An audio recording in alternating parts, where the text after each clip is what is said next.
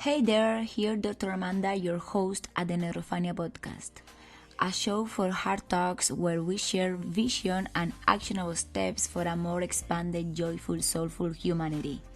I am so glad to have you here and thank you for being part of the Neurophania mission.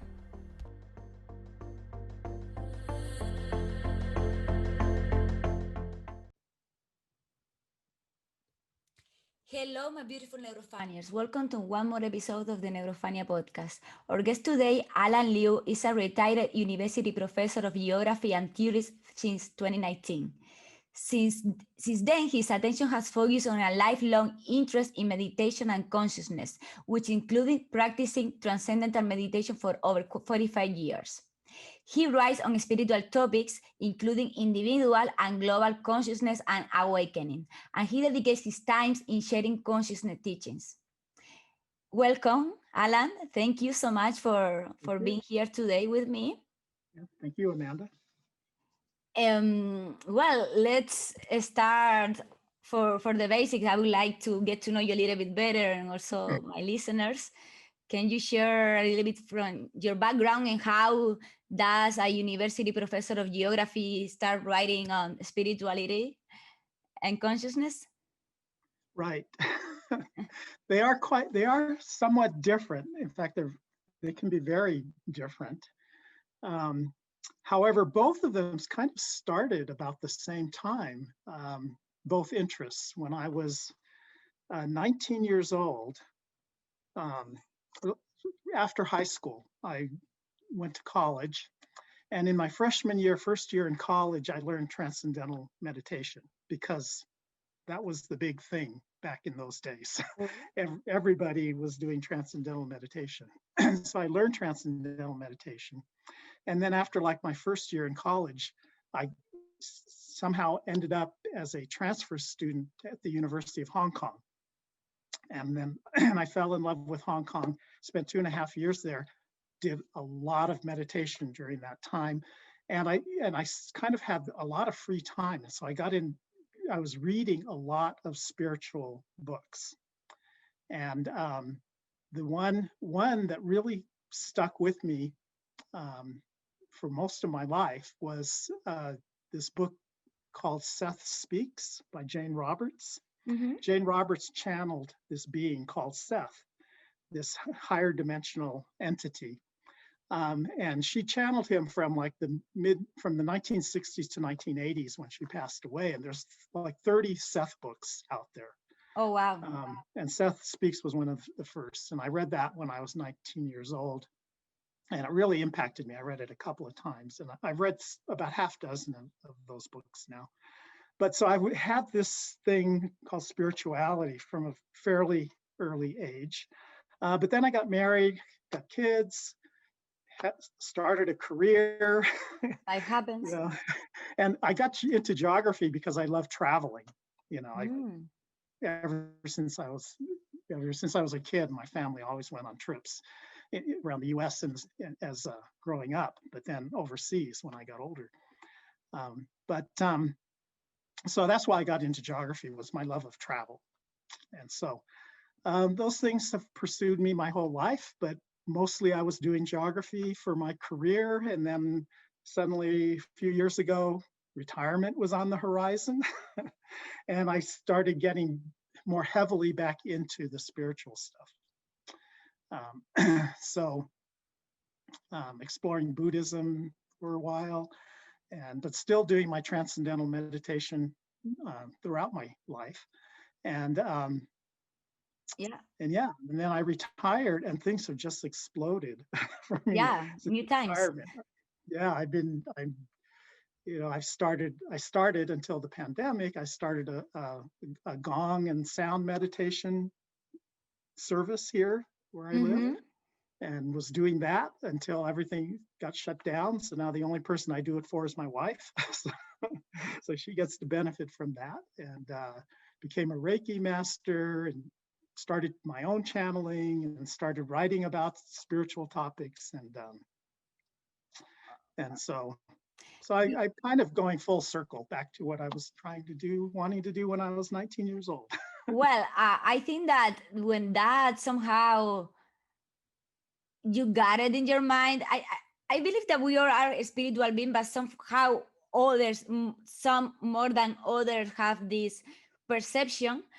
But this is like a lifelong thing. And before we dive deeper, my understanding about transcendental meditation, you use it's like a register type of meditation, right? And you use a specific type of mantra Mhm. that it is given to you or not, but at the end of the day, I have heard, or what I have read when I try to learn it, is that you can use actually any word, and basically the concept is that it unlocks your mind. uh, can you explain a little bit about the transcendental meditation, the differences between that and other practices, maybe why, what it makes it special? and and yes, and then we can maybe comment some research with, there's actually some compiled research out there. Yeah.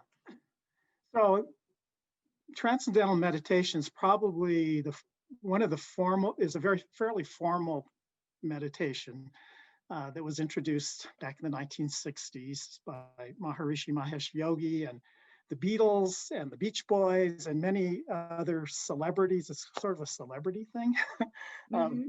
Picked up transcendental meditation and made it popular back in those days.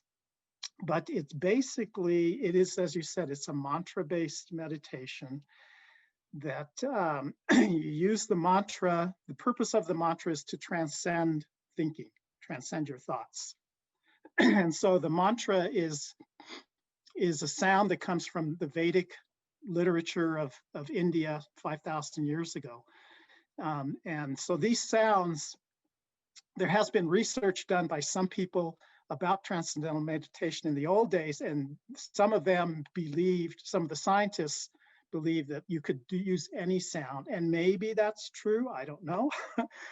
I have tried other meditations over the years, and for me personally, TM is the easiest.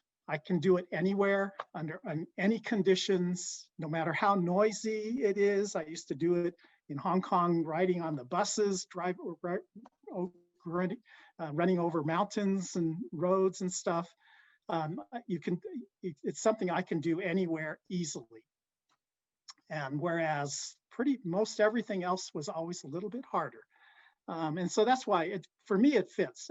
I know there's a lot of people who have learned transcendental meditation over the years, and they've kind of wandered off, and it didn't really work for them. Some of them have come back. For me, it's worked very well. I've done many meditation retreats, which to me are really powerful experiences in terms of shifting your consciousness. But and to learn it, there's the process where you learn it through a transcendental meditation center and a trained teacher. And once you've paid for it, it's not cheap, but once you paid for it, it's a lifelong thing. You can always go back and get help and use the resources of those TM centers. So I think it's a good thing. I know there's a lot of people out there who don't like it because they think it's too expensive. Yeah, and I am one of them. But I mean, I think like consciousness resources should be free, but of course I'm not against it. But what I was wondering if it's like any word could do the same kind of work, because the idea, what I understood is, the idea is that it shuts down your mind, your ego. So if you repeat any word enough time, your mind gets bored, and at that time your mind shuts down, and that's the moment when you transcend. So that is a meditation technique, what you just described. And it's a very common one. And a lot of people use it and a lot of people teach it, but it is not really, what you described is not transcendental Oh, meditation. okay. Yeah. Yeah. Please. Transcendental meditation, the word itself, the way it's taught is, and one of the bigger problems is that people forget how to do it. And so that's why it's good to have that meditation center to go back to, because they can remind you and make sure you're doing it correctly. But basically, your mind just gets quiet. You're not getting bored. Your mind is just getting quieter and quieter and quieter using this word. until all of a sudden everything disappears. That's part of it. Yeah. And then thoughts start coming up, and thoughts are considered to be good because thoughts are the release of stress and karma. And then you go back to the mantra and you get quieter and quieter, and then more thoughts come up. And so it's a process like that of releasing stress. They call it stress. I think it's actually karma that's being released. Yeah. Because your life, I've basically pretty much everything I've ever desired in my life, I've had come true. I've manifested. And I think it's because of TM. Because in TM, you don't really pay attention to anything, and you just, there's something you want in life, you just wait and you watch it happen, emerge. Yeah. I mean, it's very interesting. Like the thing is, like those type of perceptions, you can only feel them and know they are true when you have experience like yourself. And I do recognize those things of like getting clear about something and suddenly manifest, because somehow I don't know. But I would like to go back as well when you said mentioning like how that, if you had to put into words, consciousness shifts, like I call them quantum steps in consciousness, which is basically that I am doing some sort of meditation or inner work, and literally I notice that the next day, the same day, my mind changes or my being changes. I don't know how to explain. It's like literally you feel like a shift in yourself, and that also manifests in your energy, how you move, how you talk, how you speak, like this, upon consciousness and awareness. Can you describe that in your words? Yeah, so there, there are many types of meditations, and some of them focus on some very specific things. But the basic general goal, I think, of meditation is to quiet the thinking mind, to quiet all those thoughts in a peaceful way, I think. So, and when you do that, when the thoughts disappear, what's left? Yourself, You have no thoughts. What is left? your essence, your true, Yeah, your true self. Yeah, and some people call it, it's just pure consciousness, pure awareness, and that's getting to your true self, your basic who you are. Because if when you were born, you basically really had no thoughts. You're basically taking in everything. You were absorbing everything in the world, and all you were was pure consciousness, taking in everything. And gradually thoughts started emerging as you started organizing these things and putting them in boxes and realizing this is a face, and this is my mommy, and this is a toy. So you start creating things in that way. And that's the whole process of thinking. But that pure consciousness was with you when you were born, and it's with you, they say, after you pass away. Yeah. So it's always there. And the way to get to that is to silence those thoughts, silence that thinking mind. Now, some people think those thoughts basically are kind of embedded in your chakra system. And so you have different kinds of thoughts in different different chakras within your body. And that's why the chakras have their specializations, the different ones. But it doesn't really matter where they're from. It's to silence that. Then you have that pure awareness. Now, there's something actually beyond that pure awareness. And that's really what I think what most people consider when you talk about the quantum field, where the unified field, where everything in the universe is unified in one. That's beyond that consciousness. The consciousness is like that top layer, and then that unified field, that all that is in existence is below that. And when you go into that, the human mind is able to go into that field as well and go beyond consciousness. Mm-hmm. And in meditation, that's one of the goals, is to go into that. Now, the reason you want to do that, and the reason why you feel different afterwards, is because when you tap into that, you're tapping into the source of all life. You're tapping into the reason for life. You're tapping into the power to create everything in your reality.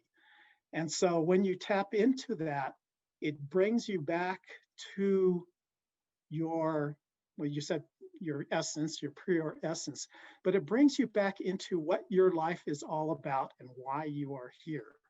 Yeah. And so the more you can actually think and behave in life from and having that essence, that pure unified field to support you, the more you're what you want in life will manifest, but also the more you will only want things in life that will manifest.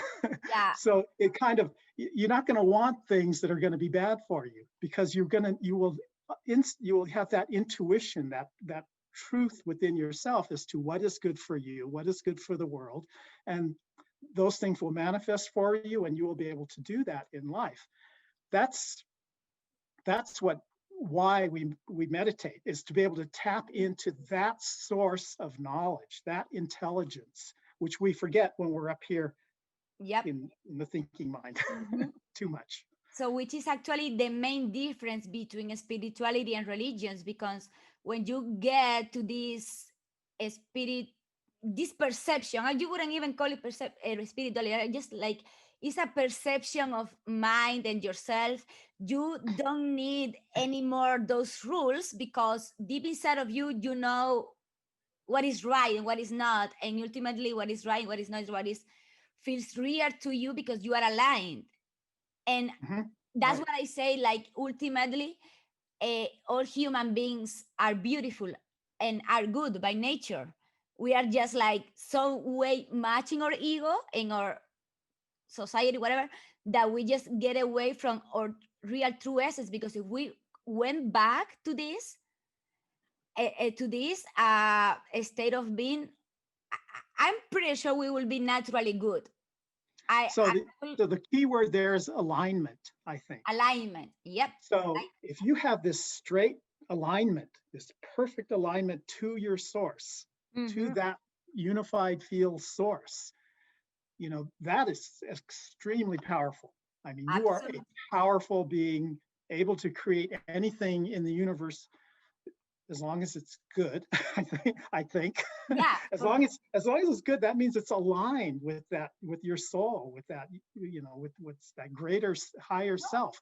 The problem is a lot of people don't have that straight alignment. They've got alignments that go like this. But you still manifest and you still create, and you still create and manifest chaos and incoherence. So it's both have manifesting capacity. It's just like one you make sense and you like it and feels good. The other is like, what the heck is going around me? The other is a little more confusing. Yes. Yeah. That's the difference. They're both aligning. It's all coming from source. So. But if I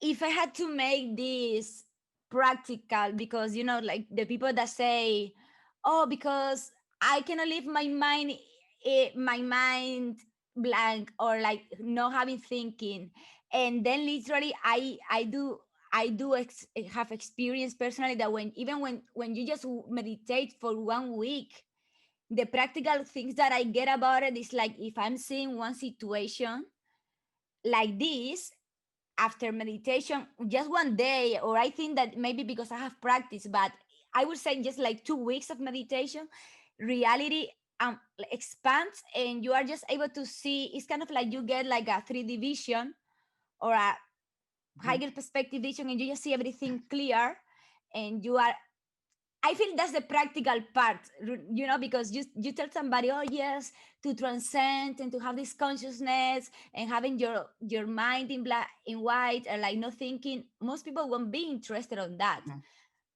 But what if we really speak about this? Actually, can gives you life like specific life benefits.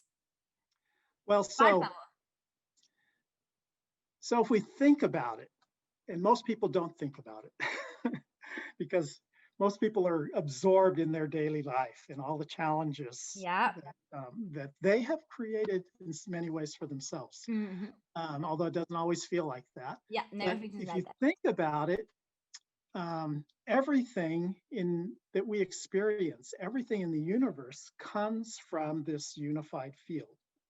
And that unified field, in transcendental meditation, that's what they like. They like to call it the unified field. They're really into like the physics, quantum physics and stuff like that. But other people call it all that is, or they call it source, or they call it God. All of these Either. words are applied to this thing that unifies, that everything is connected to, everything emerges from. Yeah.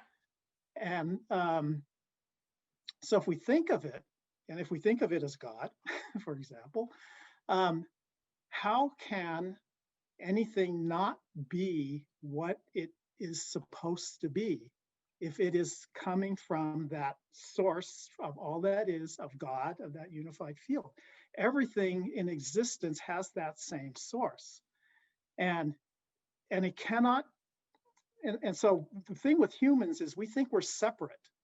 We think we're separate from the world. We think there's a division between who I am and who you are and everything around us. And there really is no division. Everything is connected, and including all of us are connected to source, and all of us are connected to everything that you experience around you. So logically, that makes sense. I mean, to me, I can't, it's hard to think of a logical reason why that would not be true. However, I'm sure other people might disagree. Yeah, of course, But if that absolutely. is, I mean, the way I experience it is like I really can see how the situations, for me, life is like a video game. Okay, I'm going, it's not exactly, but it's like I see life and I'm like, oh, I'm facing this situation. Okay, what is showing me? What is the lesson? And I always go inside. And of course, many times it takes me a while until I fall, I get out of the victim perception that this is happening to me. Like, now it happens less, but before, especially last 2 years, has been very challenging. This is happening to me, but once you get from the victim perspective, you are like, okay, why did I created this? Why this is showing a mirror from me, from myself? And sometimes it's difficult to see it because we believe like there's no way I created this. Like well, see what is reflecting, and that is the part that makes sense, and then makes sense also if you get to connect ancient wisdom, geometry, and you put everything together, which takes time and interest, but you put everything together and then, I don't know, makes sense.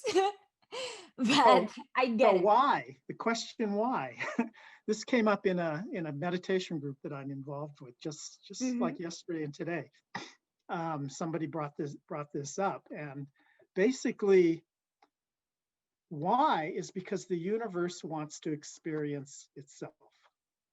Mm. Source, all that is, wants to experience itself, and so we are the senses of the universe experiencing itself. That's why we're experiencing all this. It's hard to come up with any other answer. It's really hard to come up with any other answer to that. And then it will come the next, like, well, then why there are wars, why there are people having hunger, why are people dying, what bad things happen in the world. And I really like for this the book that really brought me like, okay, this makes sense, was Conversation with God Mhm. from Neil Walsh. Yeah, Yeah. this Uh-huh. book I was like, okay, which is, it is Yeah. what it is, I've like we seen it. created. I've seen interviews with him, but I have not read the book. Oh, I, Yeah. Yeah. So well, I don't recommend it, but God wants to experience everything. which And so call it everything God, gets experienced. call it God, the source, the quantum field, the ether. It's just all the same. Like, at Mhm. least for Yeah. me. Yeah. Well, Yeah. And so from that perspective, um, the next step in terms of how people can use that perspective. First, they have to have some faith that this perspective is true. You have to have some faith, some trust that everything is connected. Logically, I think it's, if you really think hard, deeply, it's hard to deny that. And then you have to have some trust that that basically, and this might be more faith than trust, that Yeah. the reason all this exists is because the universe, the quantum field of everything wants to experience itself. That is kind of a trust thing. I don't think there's any way you can prove that other than, of course, it Well, makes sense. I will just say be open to experiment Yeah. it, because believe me, if you get open to experiment it, and you, which may, we may talk later about synchronicities, which this was one of the things that made me say, okay, this makes sense. Like when you stop seeing coincidence, and but you are actually see synchronicities, which there is like specific kind of like scientific um, evidence about, yeah, the reticular system that we have in our brain, that when you activate it, redirects the attention to everything that is like that. That's why you condition your brain to notice a specific patterns which otherwise wouldn't not. And I am not against that theory, of course, but maybe they play together. I have no idea yet. But yeah, like I feel that if you are open to experiences, like literally things happen that you question, like I should give it the benefit of the doubt. That you're like, oh yeah. And it's also Yeah, well, about, synchronicities. Yeah. So if everything is connected to everything else, then whatever happens in one place is going to affect something else. And anything that you experience is a sync. Everything is connected. So everything happens for a reason. Nothing happens for no reason. yeah, And, and so the next step then is that since it's all coming from God's source, all that is the quantum field, how can anything not be perfect? yep. And also don't get crazy in give it explanation to everything. Like some things just happen, independently if it's for a reason or not, because if we want to give explanation to everything, then we get crazy. Some things are just like, or coincidence or not, but because I felt trapped in this for a while, like, oh, like trying to give an explanation to everything, and sometimes things are just what they are, and that's it. And Yeah. who Now knows? the And thinking it's really mind, important. the thinking mind has serious limitations. Yeah, and Yeah, it wants a clear explanation for everything, and not everything. It cannot. The thinking mind cannot understand everything. exactly. It would explode if Yeah, it. so, it's going so for, so the best you can do is just have trust that everything is happening for a reason, and to maybe, if your thinking mind needs a reason, try to understand, well, what is the benefit of this event happening? How is this a good thing? Um, yep, because the universe is we live in an expanding universe. The universe is always expanding. It's Our minds are always expanding. Our consciousness is always expanding because we are part of the universe. We are not separate.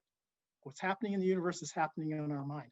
What's happening in whatever country people are who are listening to this is happening in their mind as yep, well. And so and trying to understand all of that, trying to understand the universe from our small consciousness is not possible. That is the reason why we work on consciousness. That's the yeah, reason why we try to expand our consciousness, because really, to understand the universe, you cannot do it from your thinking mind. You can get more there from your heart, from your, which is connected to your soul, from your emotional body. You can get closer there from your energy bodies.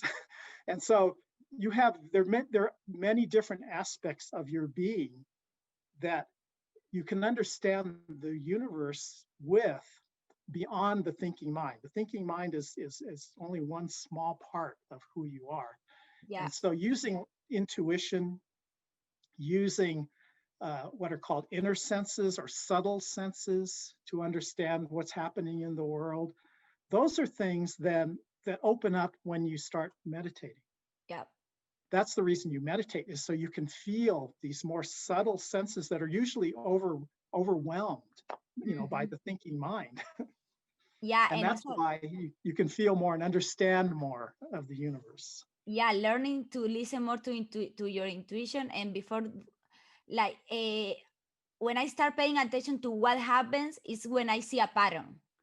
When there's a pattern, even the things that happen to me and I'm just like the victim, or I do, then I am like, okay, I need to pay attention to this. And this, of course, may have like a psychological component that I observe, but other times the explanation may be so deep that that's the point where only through meditation you can get to the level of deepness to, it's not even sometimes even to understand it, but to somehow make that quantum step that is needed Yeah, for sometimes transcend it. you can't describe it. It's more of a feeling. Yeah, it's kind of like you just know it. I don't know.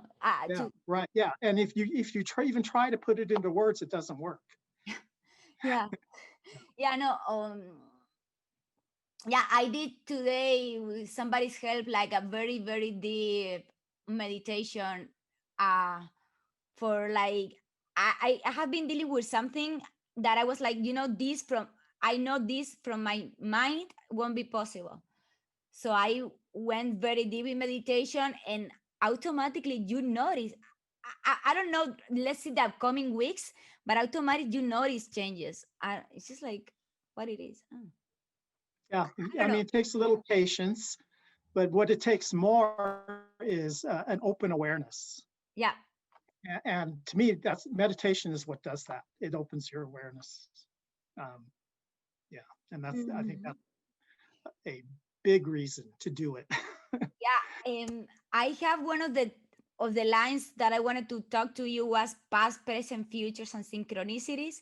I don't know if you have felt that we have discovered everything, like discuss everything about this, or maybe you want to talk about the new Earth timeline, or we still there may be something else that you would like to add from this past, present, future, and synchronicities that you have in a video. Well, they're kind of related. So I see the universe in large part through my readings of Seth.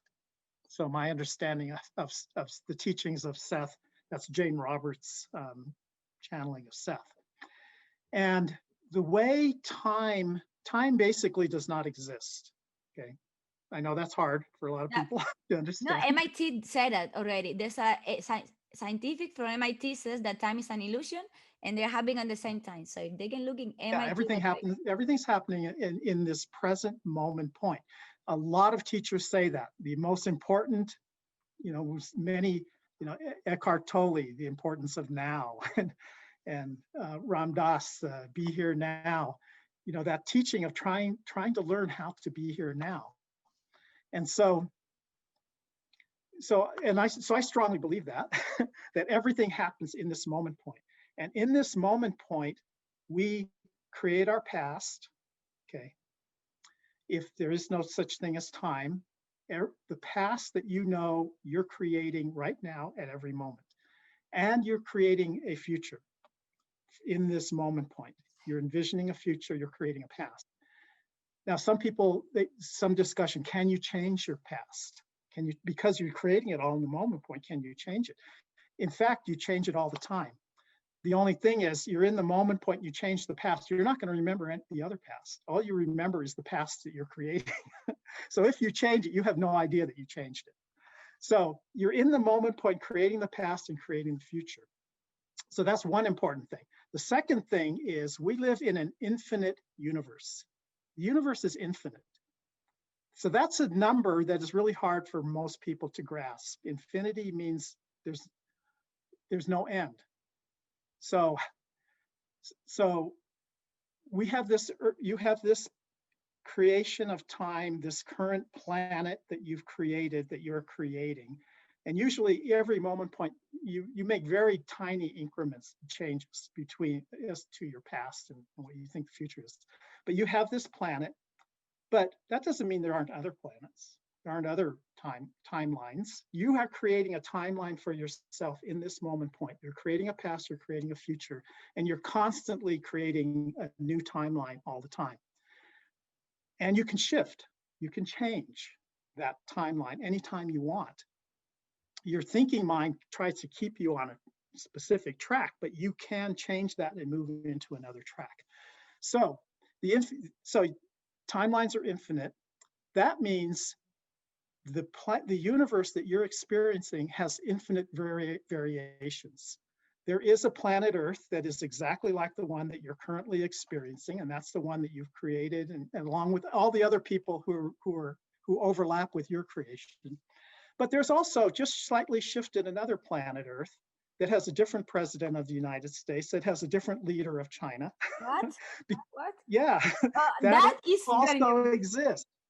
And you can move into that not simply, but you can theoretically move into that.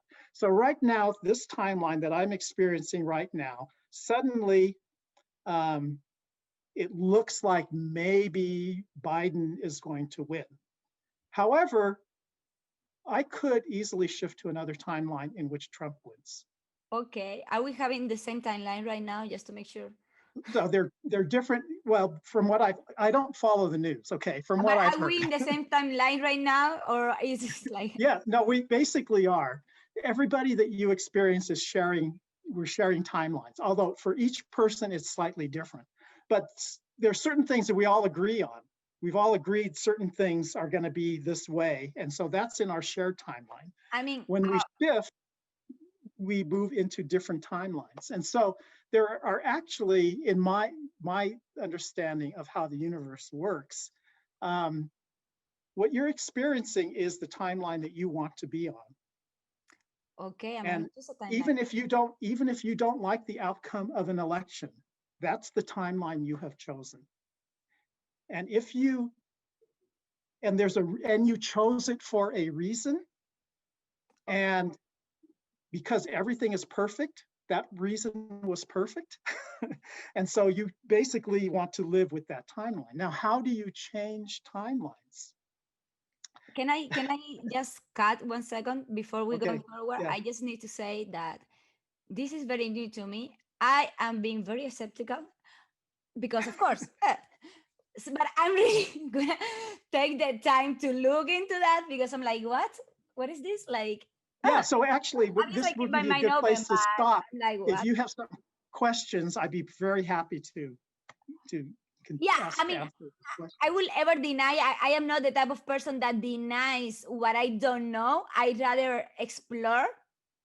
I'm okay with being with saying, to explore, to be open, to be wrong, and to learn something new. So it's totally fine. Okay. Before moving forward, I just wanted to add something, because you were saying about the new different Earth timelines and how to change it. Before the conversation moves forward,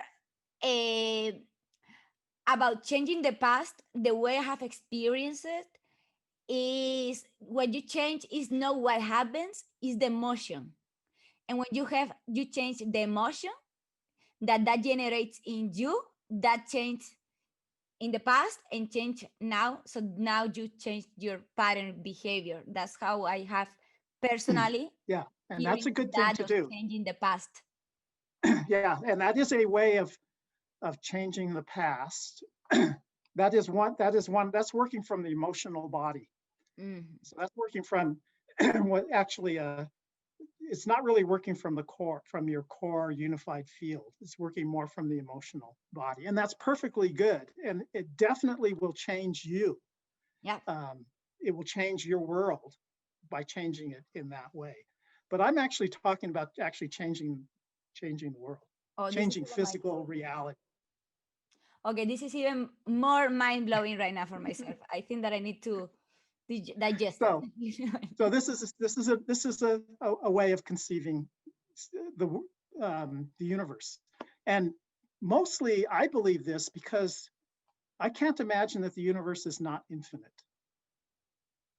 That That they we don't have, the universe is infinite. okay. Anything is possible,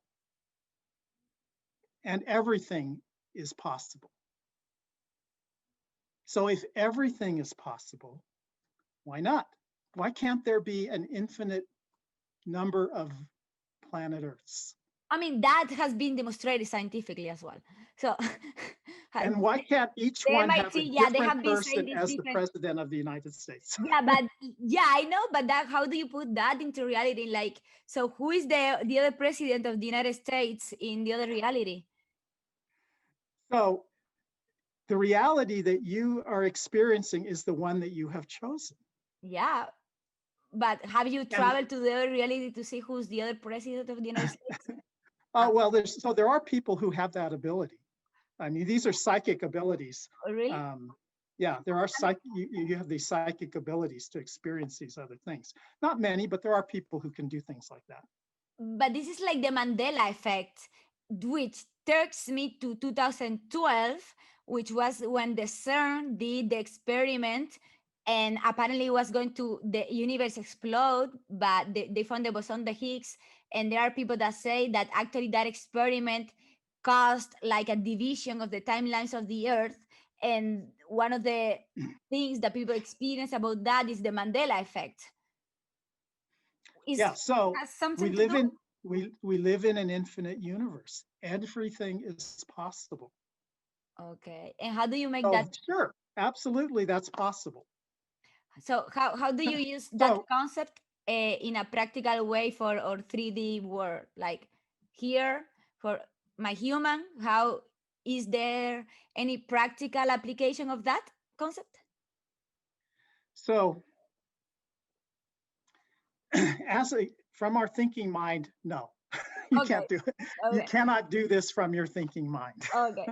Okay. So, but you can move towards this, by expanding your consciousness, and that's what fourth dimension, fifth dimension, emerging Earth is all about: is learning to expand your consciousness, Well, going beyond that rational thinking mind to tapping into these other layers of reality that and then going down into that deepest layer of reality, that quantum field where we have the most power to change. And so well, that's what this new Earth is about. now I'm starting to understand. Now I'm kind of like starting to understand because I do know, like even the Schumann frequencies in 2012. Or it's not that I do know; it's like I do believe, and it Mhm. works for me right now. So maybe tomorrow doesn't, but today works. That we are shifting consciousness, we are elevating to a fifth dimension, and it's not like a no, it's not going to be a different place, but just going to be like a different state of consciousness. Some people even speak that we are gonna, I don't know if we are literally going to split a society, but maybe we're going to be are going to be sharing the same space, but the different of consciousness is going to be so different that you are going to be experiencing completely different situations. But I wonder how that is in a hospital, people in the 3D and people in 5D in a hospital. That would be very dangerous. It's like, I don't know. Yeah, I know. I don't There's know. some It's like people so who talk confusing. about that. So, um, so basically, each person has their own universe. Yep. We create their own. You create your own universe. I mean, we share it a lot, but we've agreed to share it. So each person creates their own universe. Some people will move to 5D where there's actually maybe a lot of people that are still in 3D and still in 5D, and it could be kind of chaotic that way. Other people are going to be creating their own experience in which it's almost pure fourth dimension, fifth dimensional things. What for the And the third dimensional experience won't even exist, will actually disappear. And that's because we have this infinite choice. we have these infinite versions of planet Earth. And so we're always picking the planet Earth that we think is going to be the most interesting for us as the universe to experience. And so if you want a world that is chaotic, then you can experience that. If you want a world that is not chaotic, then you can experience that. Not everybody wants a perfectly peaceful world. Yeah. I mean, Some people sometimes I like was like, chaos. I was thinking, like telling to a friend the other day, like very joking, I am 70% something and 50% fuck and 60% namaste. Like, I think that if I will go to 5D, that would be so boring. Like, I don't know. Like, it's Yeah, going to be boring could in the be. 5D, like all peace and love and no chips, like, the zest of life. I don't know. I may not want to go. Yeah. Yeah, the way they describe it, heaven on earth, that's how they Yeah. describe the fifth dimension. Yeah, that's a And really, that sounds, in many ways, that sounds boring. yeah. But I think there are going to be challenges there that we just don't, it's hard for us at this point in time to really understand what are the challenges of 5D. Because every level has challenges that you need to overcome to go to the next level. I have heard that they have their own challenges. I have heard something like that. Mm-hmm. Yeah. Yeah. Okay. Yes. So, is there any? So actually, going back to your question about, how's this practical? Oh, really? I Okay. think the practical thing is that people need to find a teacher, maybe it's within themselves, Yep. something that helps their thinking mind, especially helps them to expand their consciousness in a way that will create the kind of universe, the kind of planet, the kind of society, the kind of environment that they want. That's what people need to do. There are so many different ways of doing that. There's so many teachers now on YouTube that's just exploding with teachings. And so what people need to do is find the teaching that resonates with them, that they feel is going to create the kind of planet, the kind of universe that they want. Yeah. And following that teaching, as long as they trust and they feel with their intuition, with their inner senses, that this is leading them in the direction that they want to go, then that's where they will go. But that is also like a very extrinsic motivation that there are two types of people. There are people that you deeply want and feel that I really want the best for the planet and for humanity. And there's people that are like, well, I'm still figuring out myself. I'm doing so that is like changing yourself. It's more about changing yourself, because if we don't change ourselves, there's no way we are going to experiment or contribute to creating a different time, space, or planet or humanity. It's like a really inner change. No, Absolutely. both some. Yeah, I know you say that, but I not wanted to. separate. You're not separate from the universe around you. You're one with that universe. So when you change yourself, the world changes. Yeah, absolutely. Because you're going in a different timeline. And those people who, in one point in time, were really against any of this kind of stuff, if you move into another timeline, if that person's still there, they're moving with you. They're shifting as well. Absolutely. If that person is still in that new timeline. So as you shift timelines, everything you experience shifts. And so just because you see all these other chaos things around you now, as you shift, that will shift as well. Yeah. That's why I'm creating my podcast. That's why I'm creating Neurophania Podcast. Exactly. And that's perfect. You're helping to shift everything. Yeah. Everybody who's doing this is helping to create this shift. Yeah, That's the only way we're going to get to the fifth dimension I'm just or done. something like it. I am just, the thing is like, I am done with the fear limitation mindset, that in resignation of, oh, this is what it is, I'm afraid, I don't know, I am powerless. No, we are infinite powerful, and it's all about self responsibility and knowing who you really are. And yeah, so Yeah, and as hopefully you this and makes. I shift more that way, everyone around us is going to move more that way too. Let's speak about really like from a theoretic point of view, if you can lay them out, what the values, how does it looks like living a 5D consciousness? Well, I don't know. I'm not exactly sure what it's going to be I don't like. know, but I have read about it. Yeah, so and I've read about it too, and I've written about it because one of the things we're going through kind of a 4D, we're entering like a 4D consciousness right now. And one of the things that I've come to believe in listening to so many different teachers and teachings about the fourth dimension and fifth dimension, one of the things I've strongly come to believe is that it's different for every single person.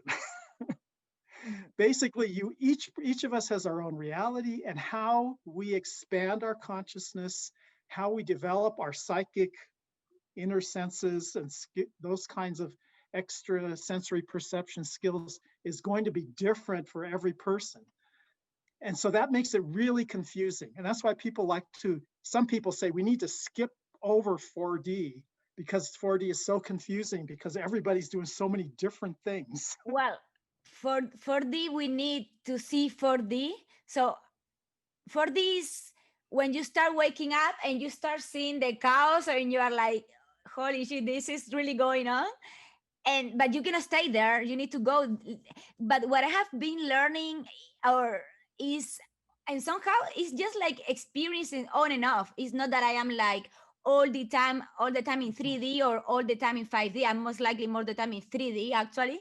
But what I experience is this sense of connectedness, is this sense of knowing, is this sense of inner peace, is this sense that time really goes like this, and you manifest higher synchronicities. And I don't know, it's like a different perspective. Yeah, and I think that's really those are all the words you use there to me describe 5D, the fifth Yeah, dimension. 5D. Yeah, yeah, and there's a lot of people who have awakenings, but they really don't have those experiences.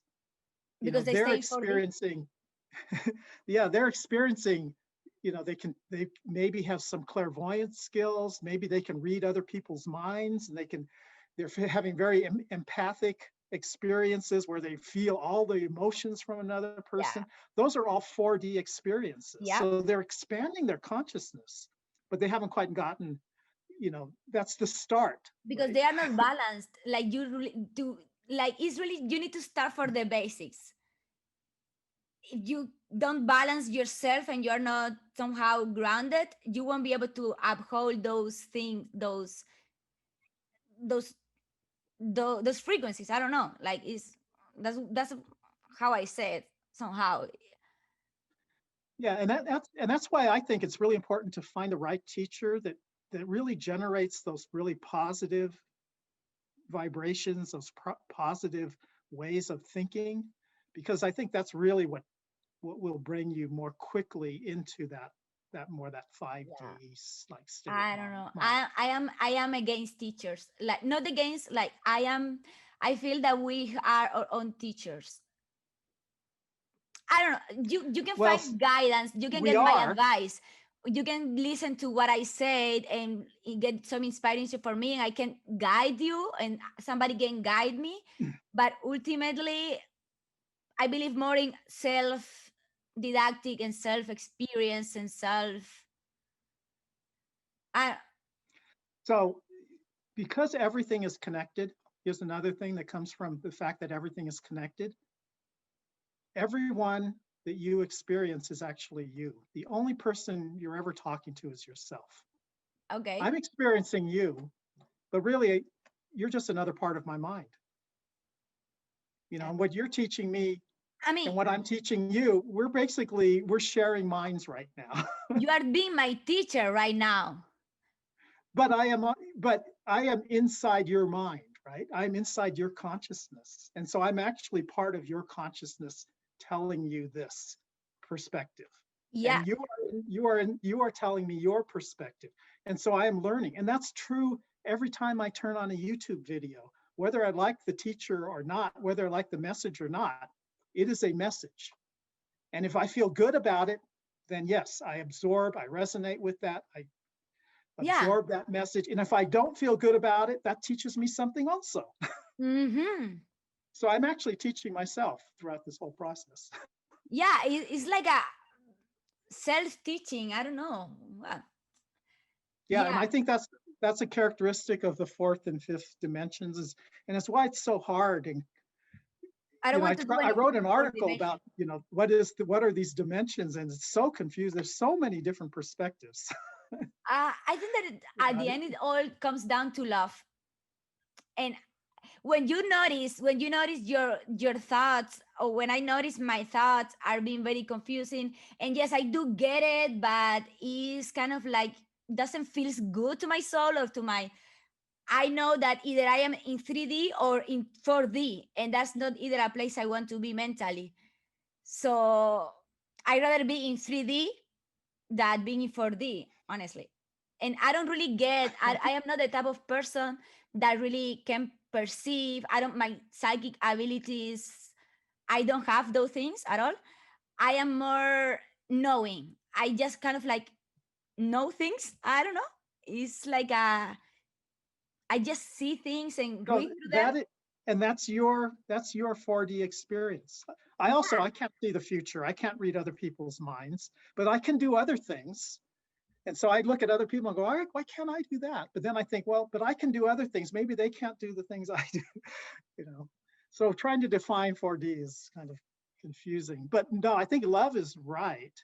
In fact, I think the way you experience that and the way you make that a practical thing, and people can try to do this. I think this is what a technique is. Instead of thinking from your mind, try and think from your heart.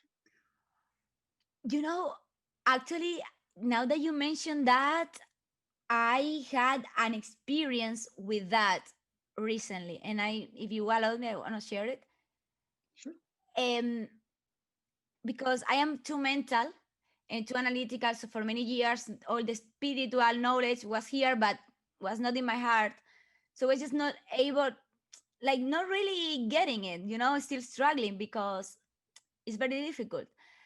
And I sat down in meditation, and usually when I sit in meditation, I try to bring clarity of mind and kind of like get into that the state that you feel your mind expands. That's what usually I try Okay. to do. Yep. But this time Sounds I good. sat and I was not clear about some topics, and I sat with my heart, and automatically, like a couple of minutes, I noticed how the heart sent clarity to my mind. So it was kind of like not what my mind gets from the field or from my subconscious mind, but what is the truth of my heart.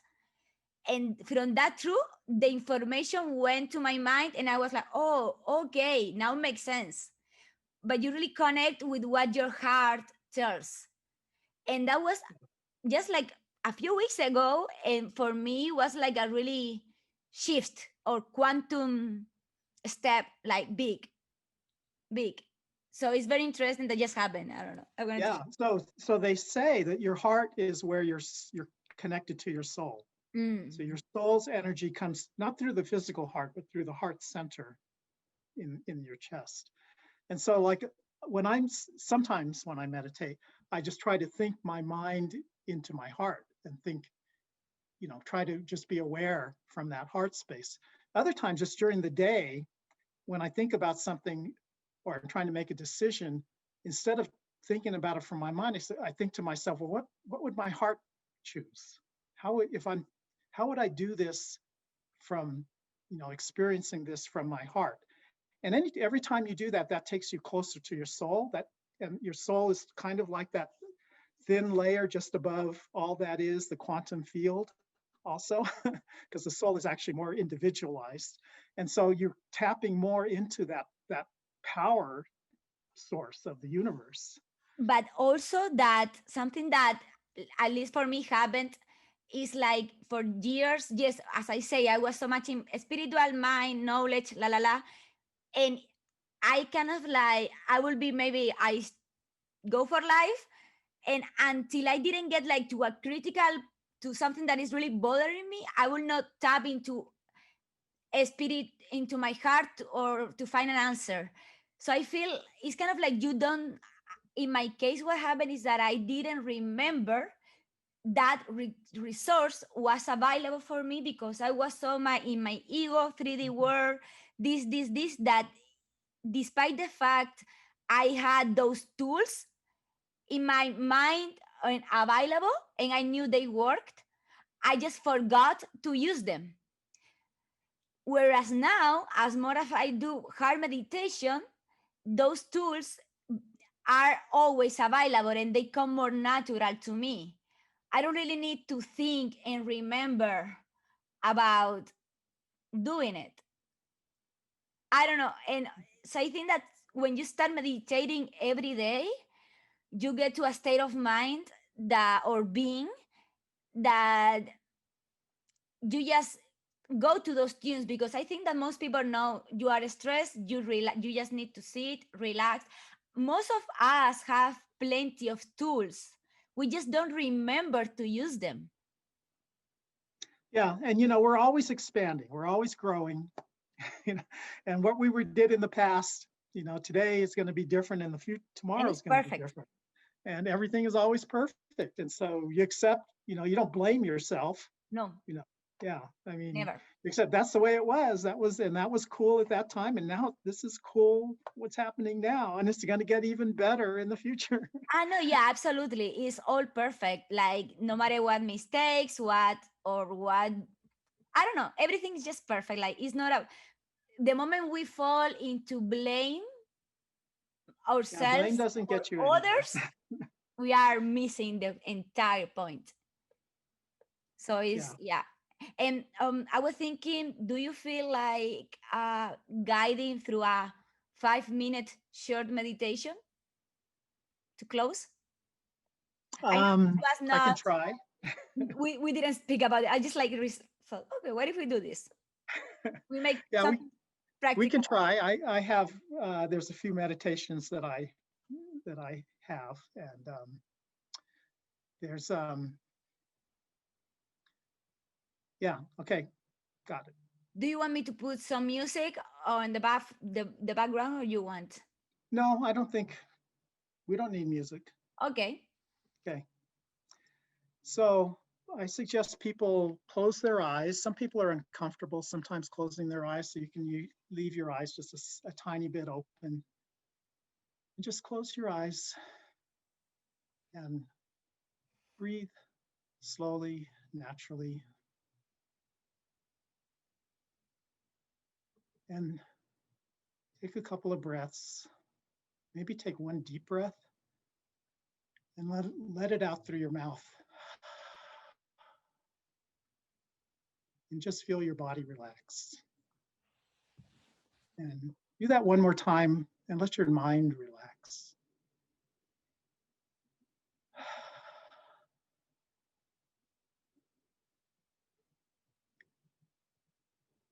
Now your mind should be a little bit quieter now. Notice your mind, and you may have some thoughts, most likely, but notice the air, the space just outside your head, just outside your body. Notice that space. That space is empty. That space is silent. There's nothing happening there. That space is always there. It is eternal. That space is is encompassing you, your whole body. It is encompassing the entire room you are in, and it is allowing you to be whatever you want to be. It is allowing everything in the room to be everything that it wants to be. Notice that space. Turn your attention to that space.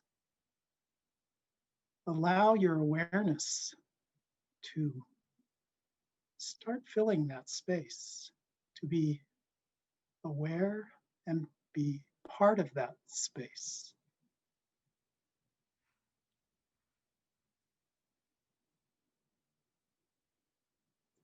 This is all that is. This is source. This is what some people call God. It is always there with you, surrounding you. Let's feel that space.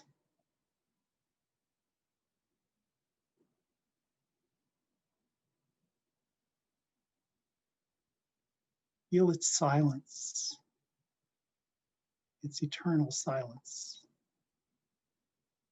its total acceptance of everything.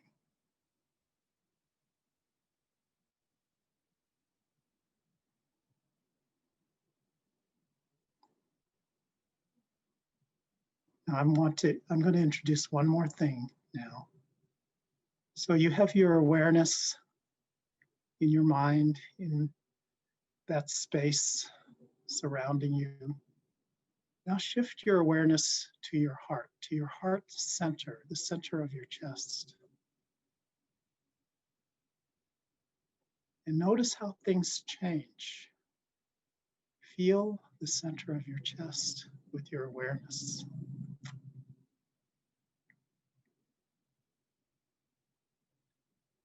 The difference that you feel, this is the power of your soul.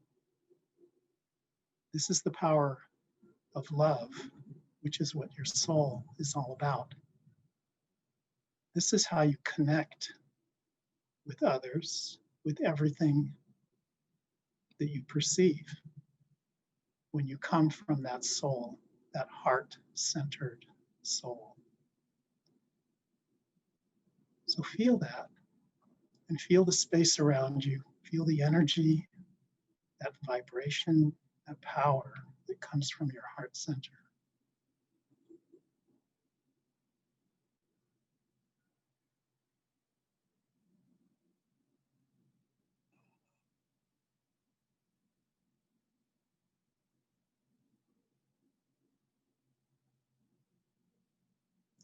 Okay, and you can gradually, slowly blink your eyes open.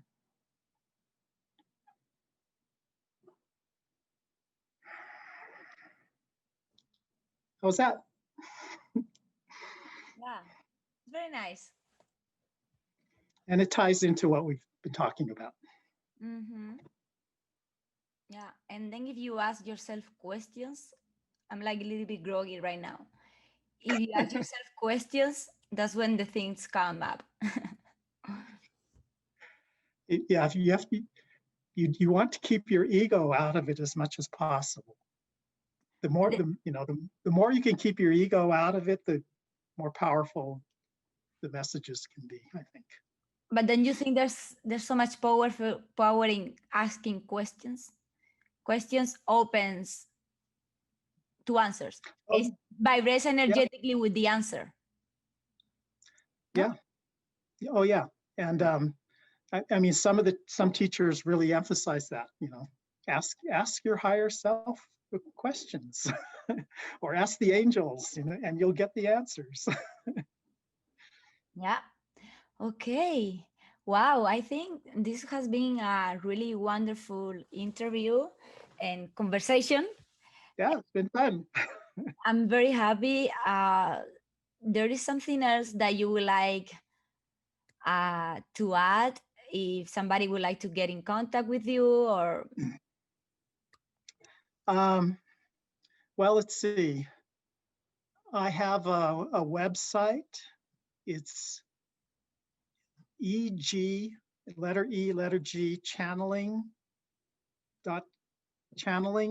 with an S, .com, where I have my writings and my channeled messages. The easiest way to find me is just go to alanlew.com. That takes you to my university website, but you can also find my other websites from there. And then I also have a YouTube channel. I'm on Facebook. But yeah, and you can go to actually, this might be the easiest, earthgongs.com. Also, just type in your name.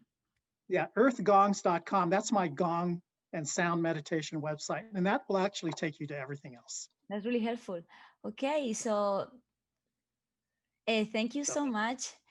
It has been a great pleasure having you today and really helpful. This last meditation, I think that really gave some actionable steps to the listeners, which is all I care, most of what I care about. So thank you so much, and you have a beautiful day. Thanks for inviting me, and you as well. Namaste. Namaste. Strong like a tree, there's roots where I stand. Thank you guys for making time and listening. For video version of the episode, watch and subscribe to my YouTube channel, the Neurophania Podcast. For closer interaction with myself, join us at the Neurophanics community at Patreon. In any case, see you on our next Sunday episode. As always, love for all. Try to catch me howling at the moon.